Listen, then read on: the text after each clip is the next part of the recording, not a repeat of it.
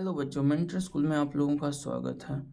तो आज हम फिजिक्स के चैप्टर 7 पढ़ने वाले हैं, विद्युत धारा के चुंबकीय प्रभाव। इसके कुछ ऑब्जेक्टिव करने वाले हैं कक्षा 10 के। तो आपके कीमती समय को बर्बाद ना करते हुए हम जल्दी से क्लास को स्टार्ट करते हैं। तो पहला क्वेश्चन है, चुंबक के दो ध्रुव होते हैं, उत्तरी ध्रुव तथा दक्षिणी ध्रुव। चुंबक के समान ध्रुव एक दूसरे को प्रकर्षित करते हैं, चुंबक के विपरीत ध्रुव एक दूसरे को आकर्षित करते हैं। पृथ्वी को एक विशाल चुंबक माना जा सकता है। विद्युत धारा का चुंबकीय प्रभाव सर्वप्रथम किसने खोजा? आइंस्टाइन ने।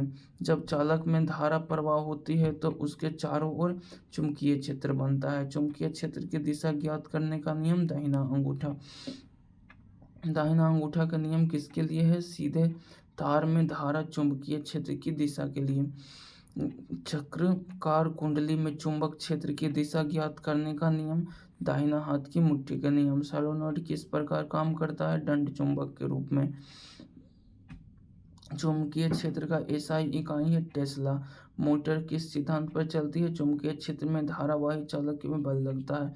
विद्युत मोटर में सबसे महत्वपूर्ण भाग है आर्मेचर कॉइल। मोटर में धारा की दिशा बदलने का कार्य है विभव का। अगला क्वेश्चन है, विद्युत मोटर का कार्य करता है विद्युत ऊर्जा यांत्रिक ऊर्जाएं बदलता है।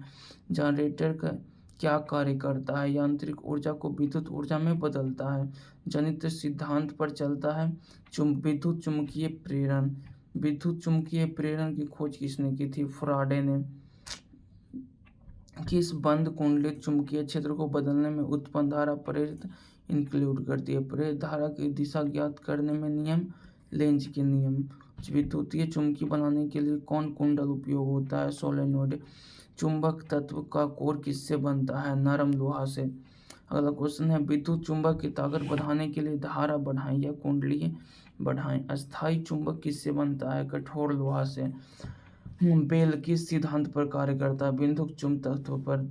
चुंबकीय क्षेत्र रेखा खुद को कभी नहीं काटती है। अगला क्वेश्चन है, चुंबकीय क्षेत्र रेखाएं उत्तर ध्रुव से निकलकर दक्षिण ध्रुव में प्रवेश करती है। पृथ्वी के चुंबकीय क्षेत्र का उपयोग किसमें होता है? कपास में। कपास में चुंबक दंड चुंबक कहलाता है। विद्युत घंटी में कौन सा भाग हथौड़ी को आकर्षित करता है? विद्युत चुंबक।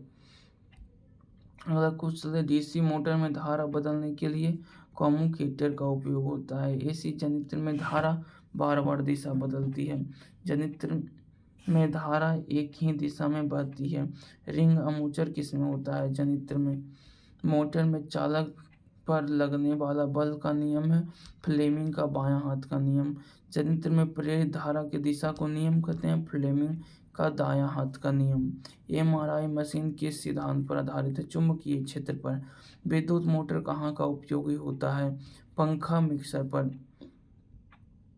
यंत्र कहाँ उपयोग होता है? बिजली उत्पादन संयंत्र पर। चुंबक के चारों ओर ऊर्जा किस रूप में संग्रहित होता है? चुंबकीय क्षेत्र के रूप में। टेस्ला पलटू 1 न्यूटन पर एम्पियर मीटर होता है। सोलेनॉइड की लंबाई चुंबकीय क्षेत्र पर कैसा होता है? समान होता है।